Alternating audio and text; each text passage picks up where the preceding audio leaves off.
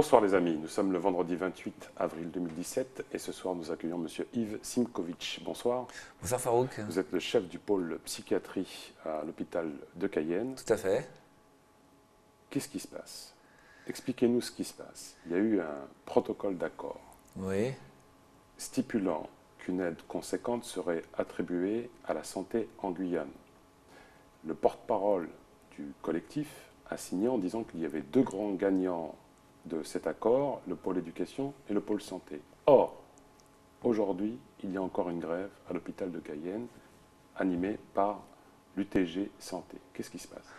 Alors, il se passe qu'il y a eu un grand gagnant pour lequel on était tous d'accord au début, c'est que le CMCK passe dans le public. Parce que vous savez qu'on a vu la clinique Véronique qui était à but lucratif. Alors pour nos téléspectateurs, le CMCK, l'hôpital de Kourou, voilà. Donc, on était tous d'accord pour qu'il ne soit pas vendu à une clinique à but lucratif, parce qu'on a eu l'exemple de la clinique Véronique, où finalement l'ARS dit qu'ils ne peuvent rien faire, puisque c'est quelque chose du domaine purement commercial. Et on sait que la clinique Véronique est en très mauvais état. Donc, on voulait, nous, que le Kourou, l'hôpital, reste dans le giron public, qu'il puisse être dans le programme régional de santé. Ça, c'est une bonne chose. Ça, c'est acté. C'est acté. A priori, l'ARS a dit que d'ici fin 2017, ce serait un hôpital public autonome qui rentrerait dans le schéma régional de santé. D'accord. Par contre, par rapport à la santé, dans le programme, d'accord, notamment par rapport aux chars, les accords ne sont pas très globalement positifs. C'est-à-dire qu'en fait, les sommes ne correspondent pas à ce qui pourrait permettre de développer complètement l'hôpital. Ce qui est promis, ça promet de résorber les déficits, de rénover un peu, mais pour faire un CHU, il faut beaucoup plus que les 40 millions annoncés. Excusez-moi, il y a un truc que je ne comprends pas. Pour la signature, il y avait tous les élus, le préfet et M. David Riemann, qui était le porte-parole du collectif La Guyane décollée, UTG. Et nous avons aujourd'hui Patricia Saïd de l'UTG qui dit que finalement l'accord qui a été signé par M. David Riemann n'est pas satisfaisant. C'est un peu le flou, expliquez-nous. Il y a les deux. L'accord n'est pas entièrement satisfaisant pour le fond, parce que ce n'est pas avec cette somme-là qu'on va pouvoir développer, reconstruire un nouvel hôpital. Donc le collectif n'a pas tenu compte des doses Non, mais le gouvernement a bloqué. Hein. Le gouvernement a bloqué là-dessus. Ils ont donné 20 millions pour payer les fournisseurs et 40 millions pour développer. On sait que 40 millions, c'est largement insuffisant, d'autant plus que les dettes sont largement supérieures à 20 millions. Ensuite, sur la forme, ça fait des années qu'on nous bassine avec le COPERMO, qui est une commission interministérielle de la modernisation de la performance. Ce COPERMO, il donne de l'argent aux hôpitaux si on est dans un plan de performance, entre guillemets. D'objectif atteint. D'objectif atteint et souvent d'économie sociale. Voilà. Ils nous ont dit qu'ils allaient arrêter le COPERMO, en tout cas, qu'ils allaient arrêter le plan social sur l'hôpital. L'UTG Santé n'a pas entièrement tort parce qu'on a l'impression que c'est pas clair les choses. On a l'impression qu'au niveau de la direction de l'ARS, on nous ressort le COPERMO comme quoi à l'hôpital, ce qui a été acté là ne va pas forcément arriver tout de suite et qu'on va repasser devant une commission en juin ou en septembre. Et c'est vrai qu'il y a un flou sur quand est-ce que le financement va arriver, est-ce qu'il va arriver et est-ce qu'on va être soumis encore à une obligation de performance entre guillemets, menace de plan social. Bien que le gouvernement a dit clairement, il n'y aura pas de plan social à l'hôpital. Vous êtes d'accord avec moi que c'est quand même un peu étrange cette situation? C'est étrange parce que les réponses aussi au niveau des autorités sanitaires, elle n'est pas claire. Hein. D'accord. Elle n'est pas claire.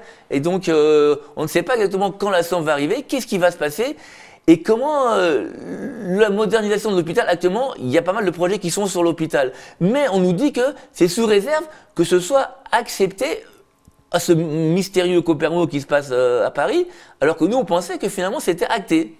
On va parler après des élections présidentielles et de votre soutien officiel à M. Macron, mais une dernière question. Oui. Au départ du collectif, on vous a vu beaucoup, un peu comme un leader, et petit à petit, vous avez disparu. Qu'est-ce qui se passe? Alors, j'ai disparu. En fait, avec l'intersyndicale de l'hôpital... Ici, on se dit tout, hein.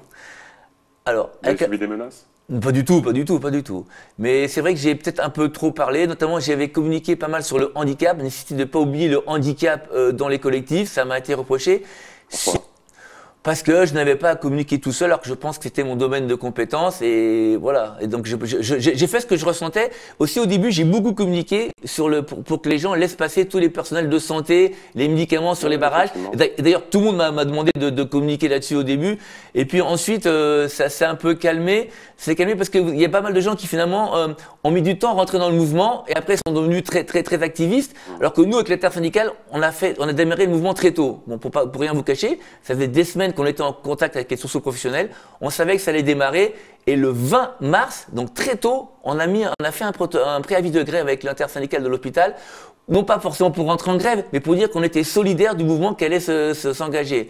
Pas mal de gens, à mon avis, le 20 mars, n'étaient pas encore prêts à s'engager dans le mouvement. Et ensuite, pas mal de résistants de la dernière heure qui, après, sont devenus encore beaucoup plus actifs. Et puis, je me suis dit, c'est pas mal que des gens que jusque-là, j'avais jamais vu se mobiliser depuis des années, commencent à prendre leur destin à main, notamment au niveau de la communauté médicale sur toute la Guyane. Les gens ont commencé un peu à se mobiliser. J'étais content que d'autres...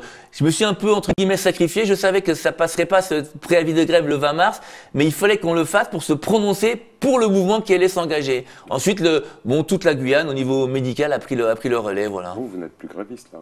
Non, nous, en fait, on n'a jamais été officiellement en grève. L'idée, c'était, on était à fond dans le collectif pour pouvoir faire progresser les idées, voilà.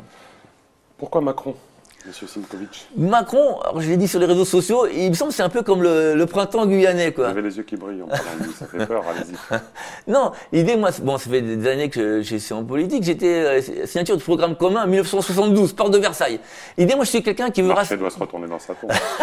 L'idée, c'est de rassembler les gens, les gens de bonne volonté, les gens à peu près honnêtes. Et l'idée, je pense, de Macron, un peu comme le printemps guyanais qu'il y a eu dans ce mouvement, c'est que tous les gens, on a bien vu le président du MEDEF, Stéphane Lambert, avec Albert Darnal, au début du collectif, ils étaient main dans la main. Ouais, on a vu comment ça s'est terminé. Oui, mais bon, voilà, non, mais voilà, après, les voix divergent, mais l'idée, c'est de rassembler des gens de bonne volonté. Et c'est vrai, comme le dit Emmanuel Macron, il y a des gens de gauche de bonne volonté, des gens de droite de bonne volonté, des centristes de bonne volonté. Pour vous, les partis politiques traditionnels, c'est fini?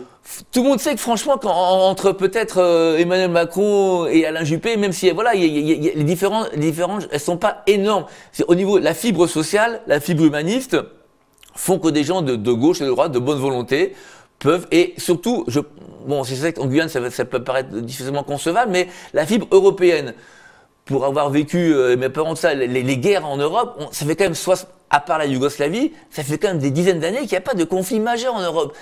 C'est quand même un îlot de paix. Et donc l'idée de Macron, tout le monde l'a dit, il a été critiqué pour ça, qui est un grand Européen, améliorer l'Europe, oui, mais ne pas détruire l'Europe. Je pense que ce serait pire. On va retourner dans des nationalismes avec tous les dégâts que ça a fait. Hein. Mon petit doigt me dit que vous pourriez être candidat aux législatives. Je ne sais pas, j'y réfléchis. Et j'y réfléchis notamment par rapport à la santé. Comme vous l'avez dit au début, c'est un peu cacophonique la santé. On signe des accords, ensuite les syndicats, il y a le choc. C'est vrai que j'ai des contacts avec tout le monde, le CMCK, on les connaît bien. On est très content qu'ils aient gagné leur combat. Donc je me dis, pourquoi pas mettre en avant la voie de la santé. Voilà. Dernière question. Est-ce que le député potentiel Yves Simkovic arborera un chapeau à l'Assemblée nationale pour se protéger des ondes électromagnétiques? Tout à fait. Il faut garder Vous garderez votre chapeau à l'Assemblée nationale? Il faut garder son identité, je pense, oui. Merci beaucoup, monsieur, d'avoir participé à cette émission. émission. Merci, Farouk. Les programmes continuent sur ATV Guyane. À bientôt, les amis.